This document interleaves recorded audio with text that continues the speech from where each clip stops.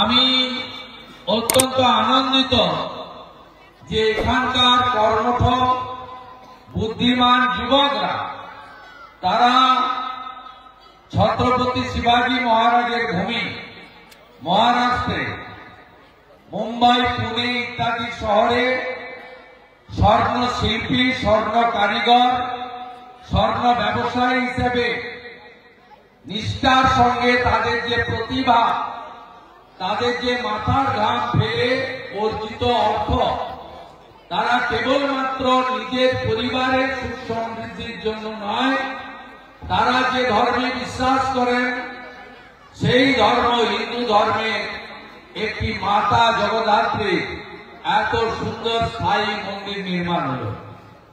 আমরা বিভিন্ন জায়গায় যাই, আমরা বিভিন্ন জায়গায় দুর্গা মাতার মন্দির, শ্রীরামচন্দ্রের মন্দির, বজরংবলীর মন্দির, মা কালীর মন্দির, মা মনসা, মা শীতলার মন্দির এবং বাবা মহাদেবের মন্দির আমরা বহু জায়গায় দেখি। তো আমার মনে হয় যে খুব কম জায়গায় এরকম স্থায়ী জগদ্ধাত্রী মন্দির আছে। আমি অন্তত আমার দীর্ঘদিনের সাংসদ, বিধায়ক, মন্ত্রী, বিরোধী দলনেতা দীর্ঘ সময়কালে আমি এই জগৎপুরের মাঝারপাড়ার জগদ্ধাত্রী মন্দিরকে আমি মনে করি আমার চোখে দেখা মা জগদ্ধাত্রীর সর্বোত্তম একটি সুন্দর মন্দির। নিজের ধর্মের প্রতি আস্থা না থাকলে আমাকে প্রভুরা ভাগবত গীতা তুলে দিলেন। এই ভাগবত গীতার একটা লাইন রয়েছে, ধর্ম রক্ষতি রক্ষিত, অর্থাৎ অনেক কিছু পাওয়ার আনন্দ, অনেক কিছু না পাওয়ার যন্ত্রণা থাকবে, কিন্তু ধর্ম রক্ষা করার যে কাজটা, এই কাজটা করতে হবে, ভাগবত গীতা বলে গেছে। আর সেই কাজটা আমাদের সভাপতি বাসবী সামন্তর নেতৃত্বে আপনারা করে দেখালেন। নিজেদের অর্জিত অর্থে এইরকম একটি সুন্দর, একটি পবিত্র মন্দির আমি মনে করি জগৎপুর মাঝারপাড়া নয়, গোটা পশ্চিমবঙ্গবাসীকে, পশ্চিমবঙ্গের সনাতন ধর্মের মানুষকে তারা জগদ্ধাত্রী পূজার শুভ দিনে এই সুন্দর দৃষ্টিনন্দন মন্দিরটি দিলেন এবং পুরো নিষ্ঠার সঙ্গে। আপনারা জানেন যে আমাদের মন্দির সরকারি অর্থে হয় না। মন্দিরকে কেন্দ্র করে রাস্তাঘাট, পরিকাঠামো, আলো, জল, আমাদের ভক্তমন্ডলীর বসার জায়গা, ভোগঘর, নানা ধরনের পুষ্করণী খনন, তাকে বাঁধানো, সুসজ্জিত করা, সব করতে পারা যায় সরকারি অর্থে, কিন্তু মন্দিরটা হয় হিন্দুদের অর্থে। আপনারা জানেন 500 বছরের লড়াই করার পরে যে রাম মন্দির তৈরি হয়েছে উত্তরপ্রদেশের অযোধ্যায়, সেই রাম মন্দির গোটা পৃথিবীর হিন্দুরা 10 টাকা থেকে 10 কোটি পর্যন্ত নিজের যে উপার্জিত অর্থ থেকে নিধি দিয়ে 3500 কোটি টাকা তুলে দিয়েছিল বিশ্ব হিন্দু পরিষদকে। 2200 কোটি টাকা দিয়ে সেখানে রাম মন্দির নির্মিত হয়েছে। তাই এখানে আপনাদের অর্জিত অর্থে আপনারা নিজের পরিবারের শ্রীবৃদ্ধির কথা চিন্তা না করে ধর্মকে প্রতিষ্ঠিত করার জন্য, এলাকার মানুষকে ধর্ম পালনের জন্য যে সুযোগ করে দিয়েছেন, এর জন্য বিশেষভাবে আমি আপনাদের কাছে কৃতজ্ঞতা জানাই। এবং সাথে সাথে সমগ্র সনাতনী ধর্মের লোকেদেরকে বলবো যে গোটা পৃথিবীতে সমস্ত ধর্মের মানুষের বিভিন্ন দেশ আছে, অন্য ধর্মের অনেক দেশ আছে, এমনকি বুদ্ধিস্টদেরও দেশ অনেক আছে, খ্রিস্টানদেরও আছে, আমাদের ইসলামপন্থীদেরও আছে, প্রচুর দেশ আছে, কিন্তু একমাত্র ভারতবর্ষ হল হিন্দুদের জায়গা। এই জন্য ভারতবর্ষকে 3টে নামে ডাকা হয়, এক ভারত, 2 ইন্ডিয়া, 3 হচ্ছে হিন্দুস্তান। তাই এই হিন্দুস্তানে আমাদের যে হাজার হাজার বছরের সনাতনের রীতিনীতি, এটাকে ধরে রাখার কাজ আমাদের করতে হবে। রাজনৈতিক রাজনৈতিক মতপার্থক্য থাকতে পারে, কিন্তু জাতের নামে, রাজনীতির নামে নানাভাবে আমরা যাতে বিভক্ত না হই, আমাদের যে পরম পবিত্রময় গেরুয়া ধ্বজ রয়েছে, ওম লেখা, স্বস্তিক লেখা, এই ধ্বজকে আমরা যাতে সর্বোচ্চ জায়গায় তুলে রাখতে পারি, এটাই হচ্ছে আমাদের মূল লক্ষ্য। পশ্চিমবাংলায় 1951 সালের জনগণনায় 85% হিন্দু ছিল। আজকে কমতে কমতে প্রায় আমরা 65% এসে গেছি।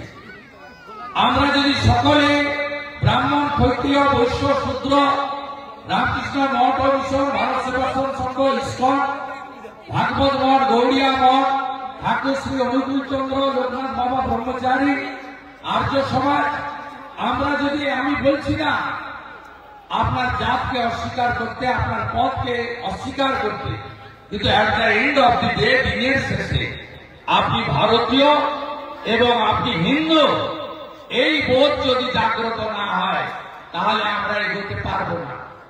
আমাদের অমাবস্যা, পূর্ণিমা, একাদশী পালনের রীতি, আমাদের সূচি শুদ্ধ হয়ে দুর্গাপূজার অষ্টমীতে পুষ্পাঞ্জলি দেওয়া, এখানেও 30 তারিখে পুষ্পাঞ্জলি দেবেন।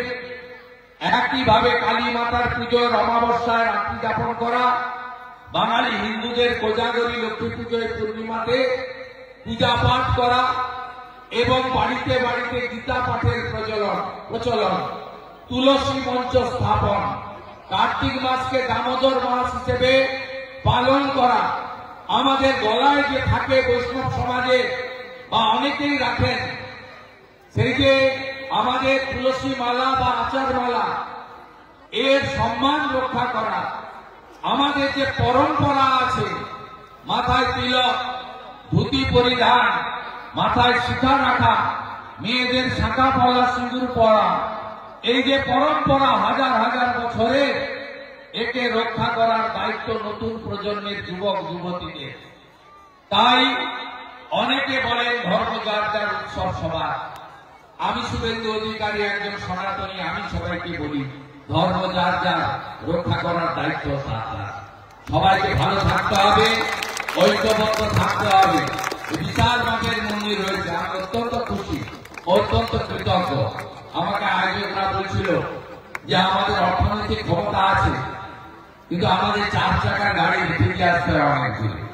আমি বললাম বিরোধী দলনেতার কাজ আওয়াজ তোলা, নিশ্চয়ই এই গ্রাম থেকে ফিরে গিয়ে বিধানসভার অধিবেশনে সুশান্ত আওয়াজ তুলবে, আমি তাকে সঙ্গ দেব, যাতে আপনাদের এই এলাকায় এই চিরদিন ধরে যে ধরনের অবহেলা আছেন সেখান থেকে আপনারা মুক্তি পান। এবং আমি সামান্য কিছু নিধি, হিন্দু তো মন্দির উদ্বোধন করলাম, এই মন্দিরে আমারও কিছু নিধি থাকা উচিত, সভাপতির হাতে দিয়ে গেলাম। আপনারা আমার মা শ্রীমতী গায়ত্রী অধিকারীর নামে আপনারা লিখে রাখবেন, কারণ আমার মাও ধর্ম বাঁচানোর জন্য দেশ ভাগের পরে শুধু হিন্দু হওয়ার জন্য তার পিতৃদেবের হাত ধরে বাংলাদেশ থেকে, বরিশাল থেকে পালিয়ে আসতে বাধ্য হয়েছিলেন, শুধু ধর্ম বাঁচানোর জন্য। আমার মা তার বাবা যদি ধর্ম পরিবর্তন করতেন তাহলে হয়তো বাংলাদেশে থাকতে পারতেন। তাই সবাই নিজ ধর্ম রক্ষা করুন, ধর্ম রক্ষতি রক্ষিত। স্বামী বিবেকানন্দের ভাবনায় বলুন, গর্ব করে বলো আমি হিন্দু। 1893 সালে স্বামী বিবেকানন্দ শিকাগো ধর্ম সম্মেলনে তিনি সনাতন ধর্মের জয়যাত্রা গেঁথেছিলেন। গোটা পৃথিবীর মানুষ অবাক হয়ে গেছিল। শ্রী চৈতন্য দেবের মাটি, ঠাকুর রামকৃষ্ণ দেবের মাটি, জগৎ জননী মা শারদানন্দের মাটি, এই মাটিতে কালীঘাটের ধাম রয়েছে, তারাপীঠের ধাম রয়েছে, দক্ষিণেশ্বরের ধাম রয়েছে, তারকেশ্বরের ধাম রয়েছে।